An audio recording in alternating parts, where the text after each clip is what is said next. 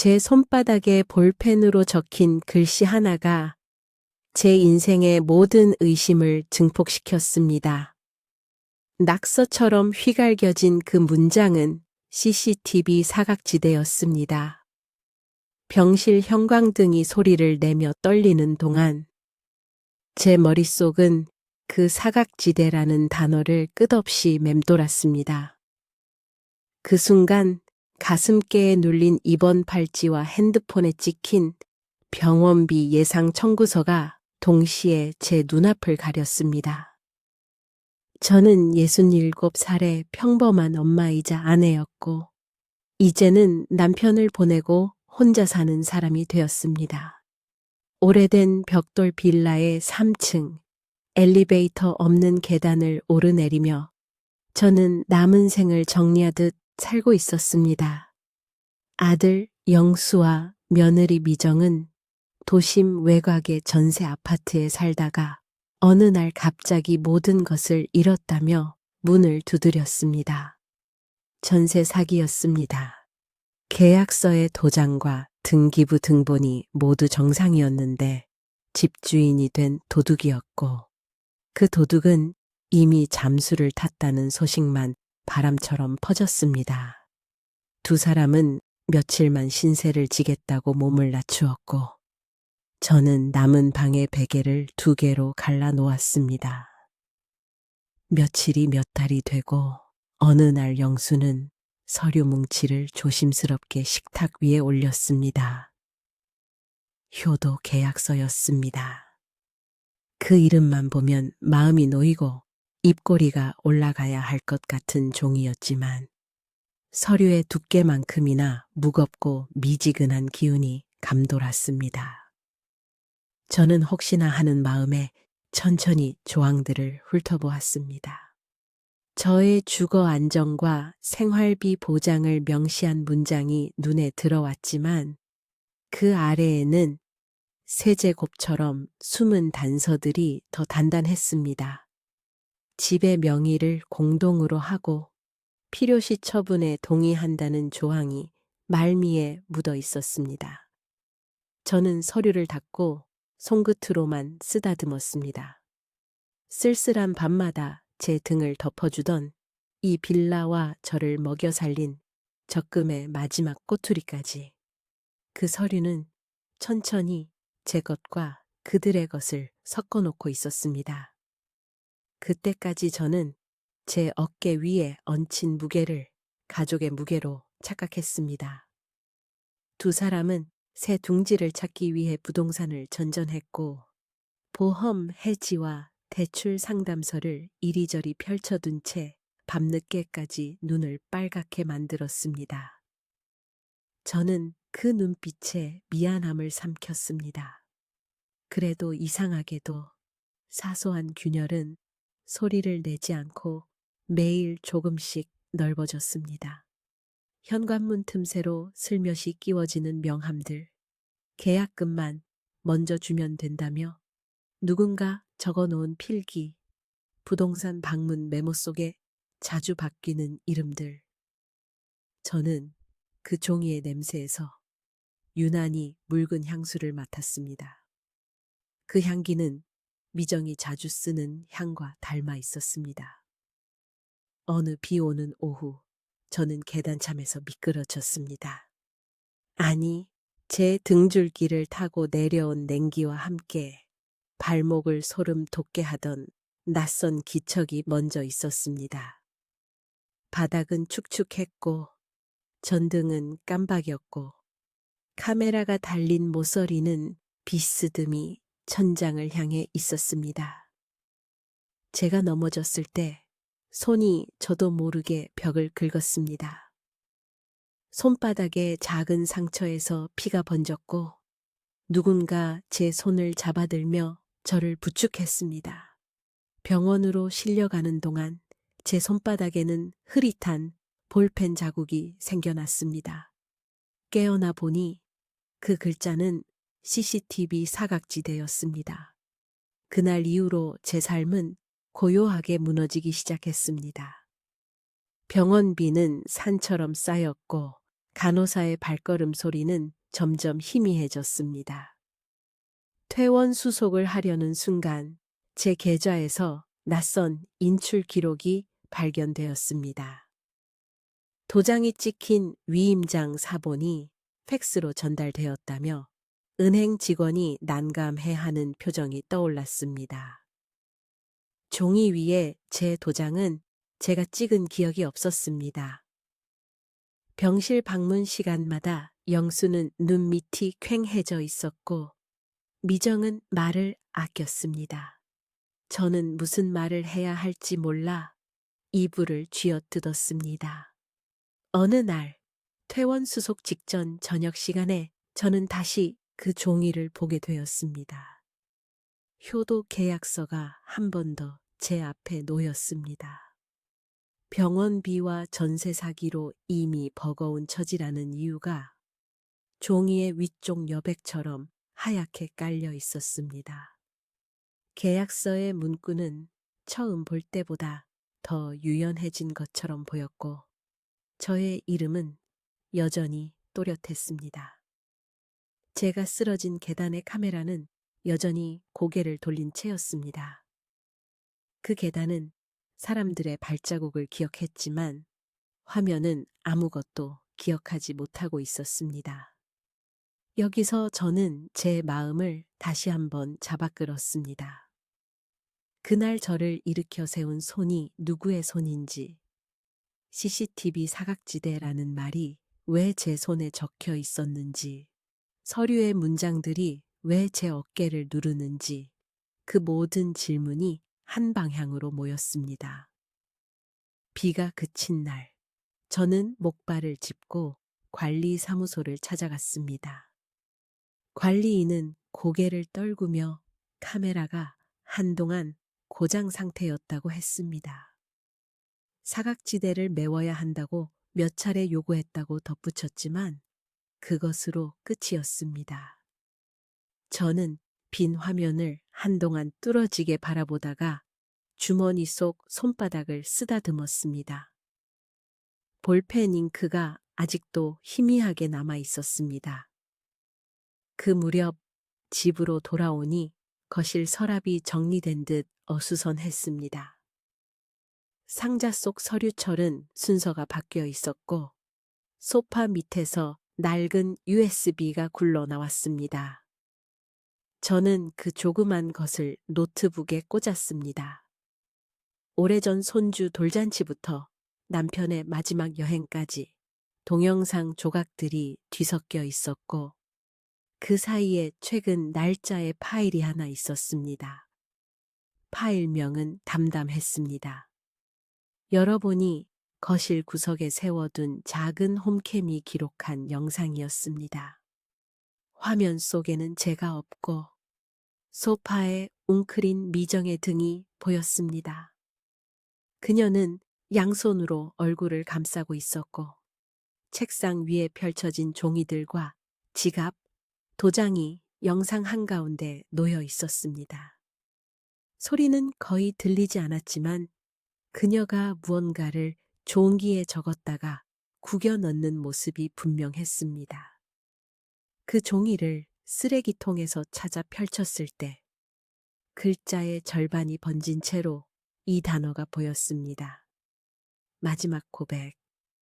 그 순간 제 등골을 타고 한 줄기 찬바람이 흘렀습니다.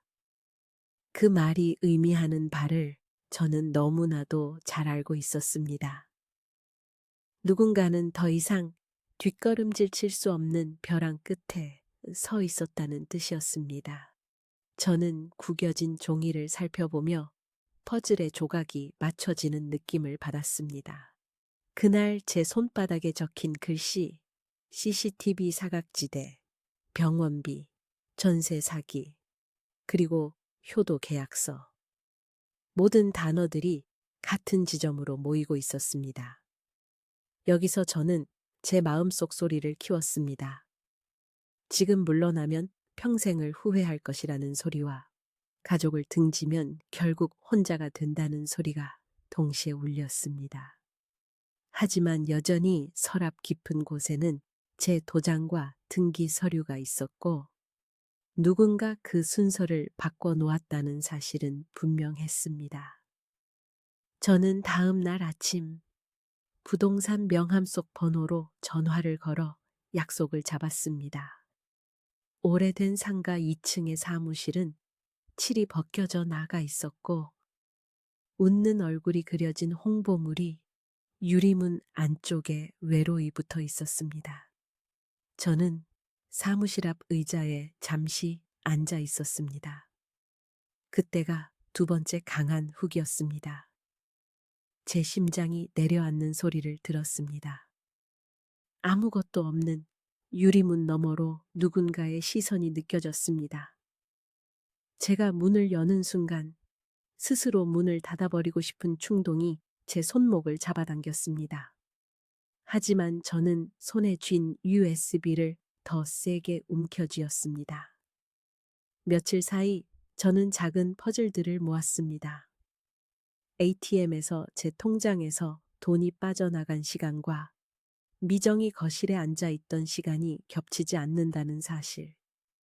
서류철 속 위임장 사본의 글씨체가 제 필체와 다른데도 목격자는 아무도 없다는 현실. 병원 원무과에서 처음 보는 간병비 항목이 병원비에 슬며시 끼어 들어와 있었다는 점.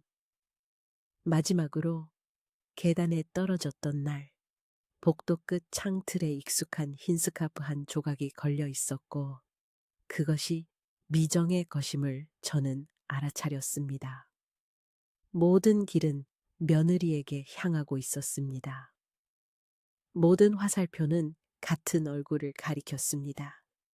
저는 밤마다 허공에 같은 질문을 던졌습니다. 제가 키운 아이의 아내이자 제 곁에 기대어 울던 그 사람이 왜 제 등 뒤에서 뭔가를 움직였을까? 사람의 마음은 정우처럼 깜박거립니다. 켜졌다 꺼졌다 의심과 애정이 번갈아 흐릅니다. 그날 밤 저는 USB 속 영상의 마지막 프레임을 다시 보았습니다. 미정은 종이를 가방에 넣지 않았습니다. 쓰레기통에 구겨 넣고는 창가로 걸어가 스카프를 벗어 창틀에 걸었습니다. 그녀의 어깨가 작게 떨렸습니다. 그 장면이 제 마음을 멈추게 했습니다. 저는 한 번 더 제 손바닥의 글씨를 떠올렸습니다. CCTV 사각지대. 그 글씨를 제 손에 적을 수 있었던 사람. 제 의식이 흐릿했던 그때 제 손을 잡았던 사람. 구급차 안에서 아니면 응급실 입구에서 제 손바닥에 그런 단어를 새겨 넣을 수 있었던 사람. 그건 미정이었습니다. 여기서 반전이 일어났습니다. 저는 쓰레기통에 있던 마지막 고백이라는 제목의 종이를 펴서 내용의 골자를 천천히 읽었습니다. 그녀는 전세 사기에 당한 뒤로 돈을 빌렸다가 더 큰 빚의 그물에 걸렸고 변두리의 부동산과 연결된 사람들로부터 집 명의를 넘기게 만들라는 회유와 협박을 동시에 받았다고 했습니다. 저를 다치게 하라는 이야기가 돌았을 때 그녀는 차마 그 선을 넘지 못했고 오히려 사라질 증거를 남기고자 제 손바닥에 CCTV 사각지대라는 단어를 적어 놓았다고 했습니다.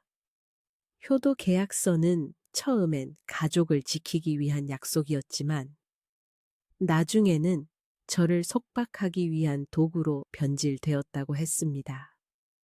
그녀는 무너진 스스로를 자책하면서 모든 걸 털어놓고 떠나겠다고 썼습니다.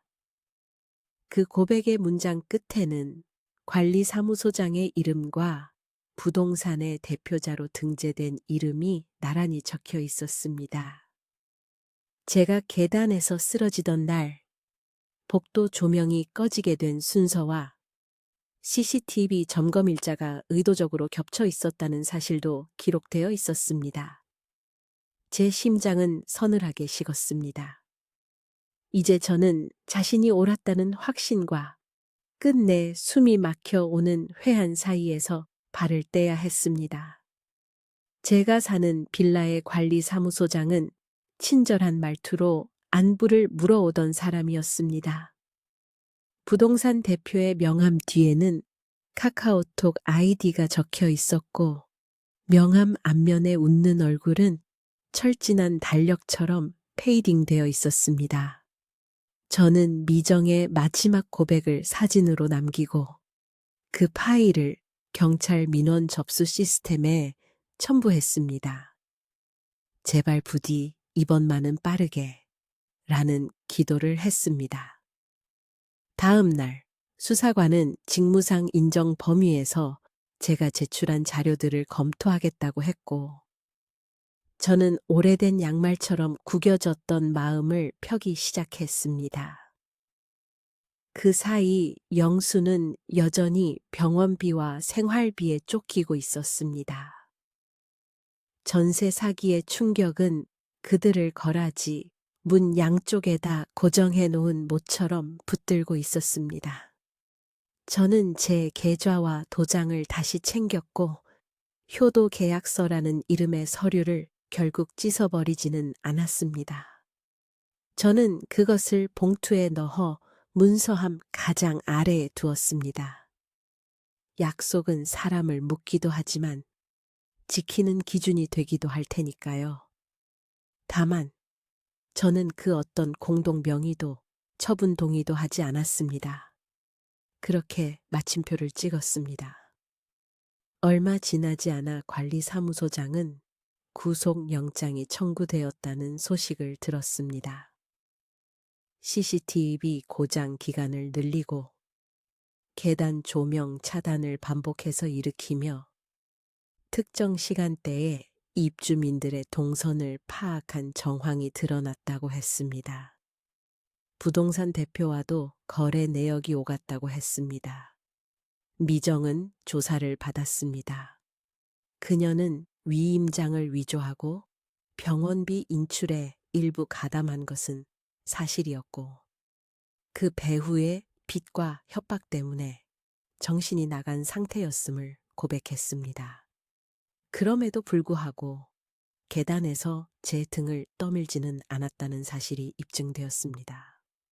저는 그 결과가 기쁨과 분노를 동시에 불러오는 아이러니라고 생각했습니다. 살면서 가장 아픈 선을 넘지는 않았지만 그 선의 바로 앞까지 스스로 걸어갔던 사람이기 때문이었습니다. 세 번째, 강한 훅이 마음을 쳤습니다. 저는 거울 앞에서 제 손바닥을 한 번 더 들여다보았습니다. 퇴색된 잉크 자국이 아직도 남아 있었습니다. 제 손이 저를 구했습니다. 제 손이 적어낸 단어가 길을 밝혔습니다. 제 가족은 그 길에서 길을 잃었습니다. 저는 혼자 다시 계단을 올랐습니다. 정우는 교체되어 환하게 켜져 있었고 카메라의 각도도 바로잡혀 있었습니다. 복도 바닥은 마르고 깨끗했습니다. 저는 천천히 손끝으로 벽을 어루만졌습니다. 그 표면의 거친 감촉이 이 공간이 사람들의 삶을 몇 겹이나 스쳐 지나가게 했는지 말해주는 듯 했습니다. 저는 마침표 대신 쉼표를 선택했습니다. 제 방 도어락 비밀번호를 바꾸고, 통장 비밀번호를 바꾸고, 제 마음의 비밀번호도 바꾸었습니다. 병원비 문제는 사회복지사와 상담해 긴급 의료비 지원과 분할 납부로 풀었습니다. 영수는 따로 구직을 시작했고, 제가 직접 확인할 수 있는 범위에서만 작은 도움을 주기로 했습니다. 미정은 친정으로 돌아갔습니다. 그녀는 가끔 안부를 묻는 메일을 보냈고, 저는 그 메일을 읽고도 답장을 쓰지 않았습니다. 두 사람의 상처가 아물고 나서야 우리가 어느 문 앞에서 다시 마주 설 수 있을지 아직은 모르겠습니다. 그동안 저는 동네 경로당에서, 주민센터에서, 아주 크게는 제 안에서 배운 것을 정리했습니다. 효도 계약서는 글자들이 예쁘게 정렬된 종이가 아니라 글자들 사이에 빈칸까지 읽어야 하는 살아있는 약속이라는 점. CCTV 사각지대라는 말은 골목의 모서리만이 아니라 사람의 마음에도 있다는 점. 전세 사기는 통장 잔고를 훔치는 도둑일 뿐만 아니라 사람 사이의 믿음까지 분절시키는 칼날이라는 점. 마지막 고백은 용서의 문을 열어줄 열쇠일 수도 있고 그 열쇠를 부러뜨리는 최후의 발악일 수도 있다는 점. 저는 그 모든 것을 손바닥에 새겼습니다. 마지막으로 제 이야기를 끝까지 들어주신 분들께 조용히 묻고 싶습니다. 가족의 이름을 단 종이 한 장과 CCTV 사각지대에 숨어버린 마음의 그림자를 동시에 마주했을 때 여러분이라면 무엇을 먼저 믿고 무엇부터 지키시겠습니까?